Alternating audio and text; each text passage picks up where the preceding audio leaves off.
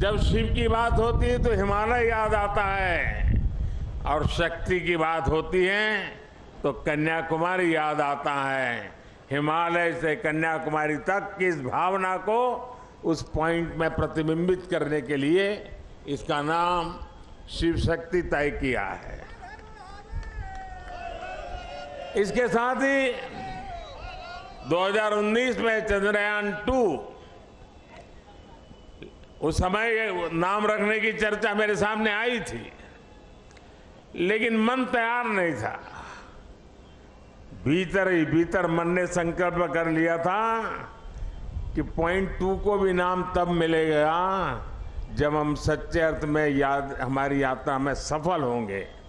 और चंद्रयान 3 में सफल हो गए तो आज चंद्रयान 2 का जो पॉइंट था उसका भी नामकरण किया और उस पॉइंट का नाम रखा है तिरंगा। हर संकटों से जूझने का सामर्थ्य तिरंगा देता है। हर सपने को साकार करने की प्रेरणा तिरंगे देता है। और इसलिए 2 में विफलता मिली, 3 में सफलता मिली, तो प्रेरणा बन गई तिरंगा। और इसलिए जो पॉइंट 2 चंद्रयान 2 जो पॉइंट के रूप में अब तिरंगा के रूप में जाना जाएगा। और भी एक महत्वपूर्ण बात आज सुबह मैंने कही है। 23 अगस्त भारत की वैज्ञानिक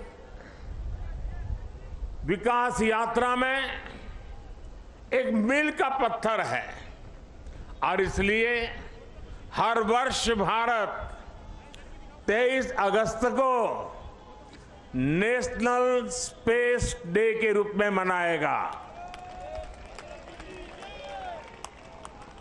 साथियों,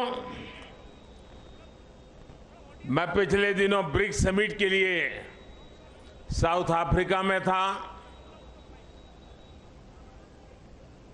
इस बार साउथ अफ्रीका के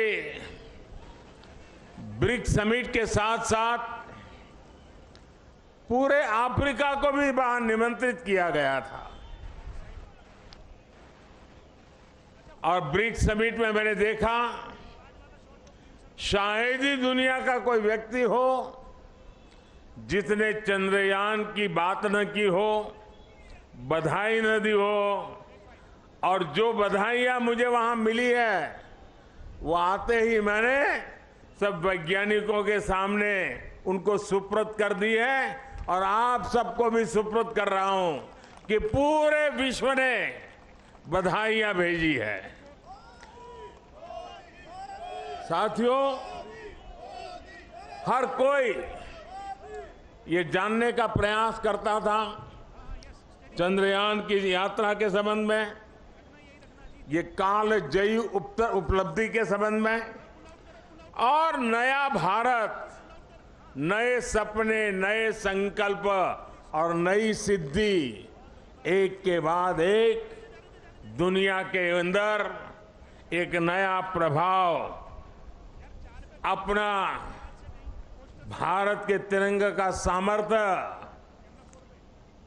अपने सफलताओं के आधार पर, अचीवमेंट्स के आधार पर आज दुनिया अनुभव भी कर रही है, स्वीकार भी कर रही है और सम्मान भी दे रही है। साथियों, ब्रिक्स समिट के बाद मेरा ग्रीस जाना हुआ। 40 साल बीत गए, भारत के किसी प्रधानमंत्री ने ग्रीस की यात्रा नहीं की थी। मेरा सौभाग्य है कि बहुत सारे काम जो छूट जाते हैं मुझे ही करने होते हैं।